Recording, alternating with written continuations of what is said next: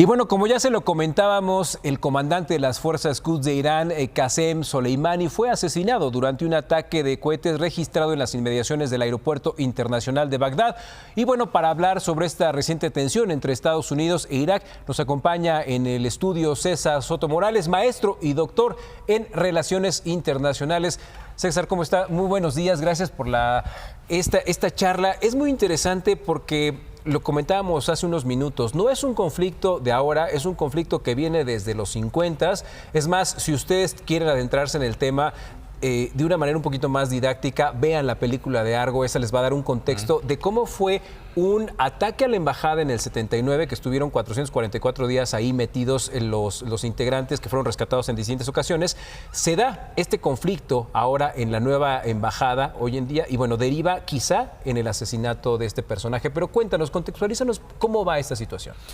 Bueno, esta situación se da a raíz de, pues es una historia, como ya comentas, ¿no?, de diversos enfrentamientos que entre Estados Unidos e Irán, que de hecho fueron declaradas las Guardias Revolucionarias de Irán, que es el ejército de Irán, a través de la unidad de Al-Quds, ¿no?, que es una unidad encargada de asuntos extraterritoriales, ¿no? Y entonces ellos financian y apoyan a diversas milicias en varios países, entre ellos Palestina, Irak, el mismo Irak, ¿no? Y bueno, a través de el partido de Dios llamado Hezbollah. Entonces, pues hace unos días, no sé, bueno, claro que hubo la noticia de que hubo bombardeos a posiciones de las fuerzas iraquíes de resistencia, ¿no?, en donde también su líder resultó muerto el día de ayer. Entonces eso derivó en el ataque, más bien las manifestaciones que estuvieron en la Embajada de los Estados Unidos, ¿no? Y bueno, los Estados Unidos responden ante esa situación, pero responden de una manera, pues, muy, de hecho Nancy Pelosi lo ha dicho, desproporcionada. Muy drástica. ¿No? Atacando a Soleimani, que es el jefe de las Guardias Revolucionarias de Irán, y también al líder del Hezbollah de Irak, ¿no?, que los dos resultan muertos. Entonces, este conflicto tiende a escalar, ¿no?, porque pues es una región muy conflictiva en el mundo y pues bueno, pues sí podría afectar, incluso ya afectó a los precios del petróleo, que ya empezaron a subir.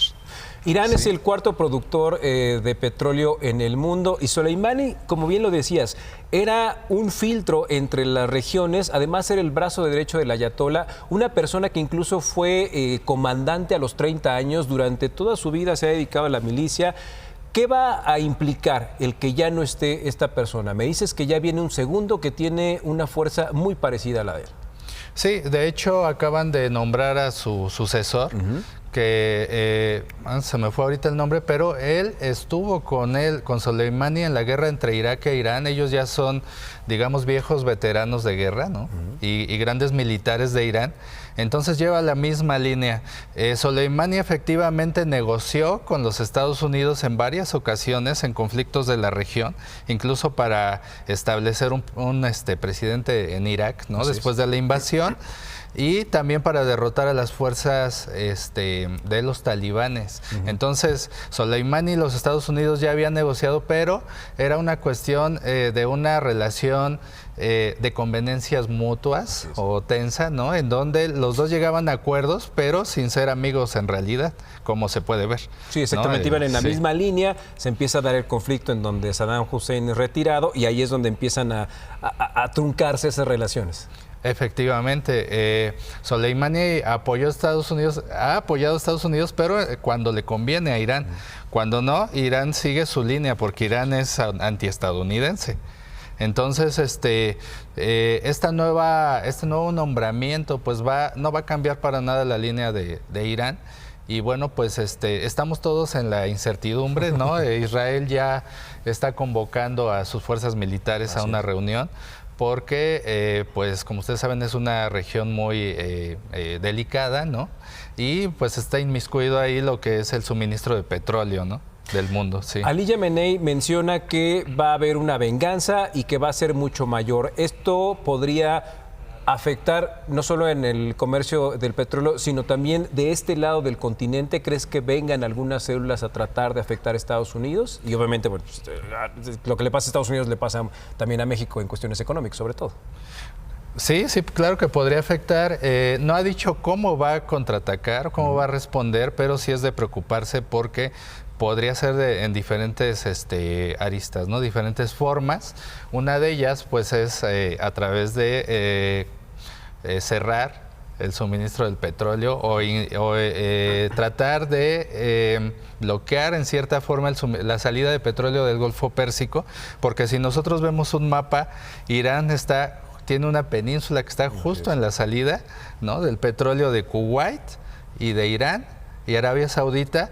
Entonces tiene el control completo porque está en su zona económica exclusiva y zona de seguridad militar, y por ahí podría pegarle al mundo, no a Estados Unidos, al mundo occidental, a través de obstruir o dificultar un poco la salida del petróleo de esa zona. Aunque Arabia Saudita tiene salida por el Mar Rojo, pero por el otro lado Irán puede ahí digamos, obstaculizar esa salida del energético. Y bueno, en el lado militar también Irán tiene muchos aliados en Medio Oriente, tiene aliados en Palestina, tiene aliados en Siria, tiene aliados en Irak. Entonces, pues no sabemos dónde va a atacar. Es una guerra de guerrillas. Entonces, pues eso pone tensos a la mayoría de los líderes del mundo. Y justo en ese sentido, César, muchos en casa quizá dirán, bueno, Irak, Irán, súper lejos, no tiene nada que ver con México. Realmente, como está organizándose el mundo, ¿nuestro país podría quedar lejos de ese conflicto en distintos aspectos, ya sea económico, bélico, etcétera? Bueno, en este mundo globalizado ya nada está lejos, y menos tratándose de petróleo. Posiblemente los precios del petróleo sufran una escalada. Entonces eso podría... Bueno, a México en particular, que somos productores de petróleo, a veces incluso podría darse un poco de beneficio, ¿no? Porque, bueno, nuestras ventas de petróleo también van a subir, va a entrar mayor entrada de divisas. En realidad, para nosotros no habrá una situación, digamos, delicada, ¿no?, en esa cuestión. Si fuéramos importadores de petróleo, entonces sí, pero en la cuestión de la gasolina, del petróleo refinado, posiblemente pudiera haber un leve incremento a la importación. Todavía no sabemos cómo va a darse. El precio del petróleo se ha elevado, pero todavía muy poco, porque todo el mundo está viendo qué va a pasar. Entonces, si el conflicto escala y sigue y existe una escasez de petróleo, o más bien una disminución en la salida de petróleo de esa zona, podría darse que sube el precio del petróleo y tal vez podría pegar un poco en la cuestión de la gasolina, pero no sabemos todavía. Vamos a ver cómo se van dando los hechos. Territorialmente, México pues obviamente está cerca de Estados Unidos y eso podría implicar una entrada de quien quiera hacerle algo a los norteamericanos, los estadounidenses. ¿Tendríamos que hacer un refuerzo? Históricamente, nuestra neutralidad nos podría ayudar. ¿Tú cómo ves esa situación? Bueno, de hecho la frontera de México con Estados Unidos ha sido reforzada desde el año pasado. Es poco probable que exista una entrada a través de la frontera de México. De hecho, no necesitarían entrar. Los iraníes ya están ahí, ¿no? Ellos lógicamente, es un conflicto de años, de décadas. Entonces, ellos siempre están viviendo bajo la premisa de que Estados Unidos puede invadirlos. Entonces, siempre están preparados para una situación como la que está pasando ahora. Además, no sabemos si algún posible ataque vaya a ser en territorio estadounidense, porque Estados Unidos tiene intereses en todo el Medio Oriente. Israel es el que está más preocupado, de hecho.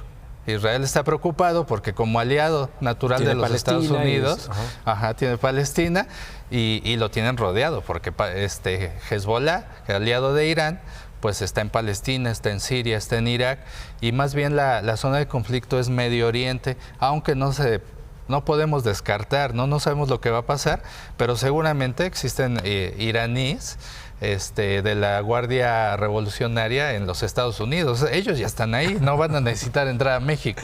Finalmente, bueno, como bien lo mencionas, ¿no? Ellos tienen un pleito con Estados Unidos, viene desde los 80. De hecho, Carter fue el último presidente que estuvo ahí en relaciones con Irán. Después de los 80, el 79 vino la de la revolución.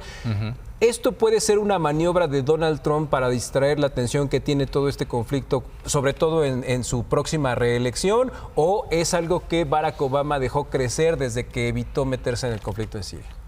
Bueno, es una cuestión no de Barack ni de Trump, sino de los Estados Unidos, ¿no? De cómo han entrado a esa región buscando, claro, sus intereses. Pues bueno, digamos que esta cuestión ha ido escalando,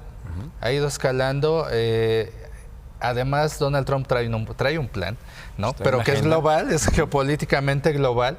Y entonces también debemos tomar en cuenta que China es uno de los principales importadores de petróleo de Irán. Y debemos recordar que Estados Unidos ahorita está apretando a China por donde puede, en lo comercial, y no había podido apretarnos en lo del petróleo, porque, bueno, Estados Unidos le exportaba petróleo a China, pero cuando China vio que Estados Unidos iba a empezar a cortarle suministro en todo, entonces China empezó a importar más petróleo de Irán.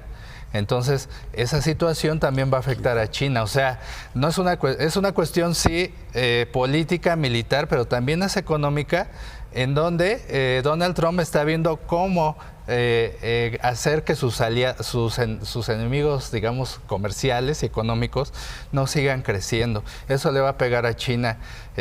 Muchos no lo están viendo, pero China es uno de los países que más va a salir afectado en eso. Y bueno, no creo que sea un distractor de Donald Trump.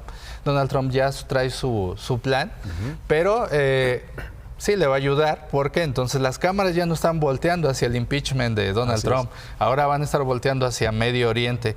Él ya, si se atrevió a dar ese paso que los Estados Unidos habían estado postergando porque no habían atacado cuestiones, digamos, muy sensibles de Irán, se habían estado aguantando, digamos, es porque ya tiene un plan. Entonces, pues bueno, vamos a ver. Te lo digo, Juan, para que lo entiendas, Pedro. Exactamente. No cabe duda que, bueno, pues esto es un tablero de ajedrez en donde las piezas se van moviendo por una sola causa. Efectivamente. Doctor César, ¿cómo está? Pues muchísimas gracias por haber estado con nosotros. Y bueno, pues ahí estaremos al pendiente. Ojalá no sea la última vez que nos acompañe y nos empiece a explicar cómo funciona este tipo de cosas en el mundo. Claro que sí, ya estamos a la hora. Gracias. Vamos a un corte y regresamos porque todavía nos queda mucho más información.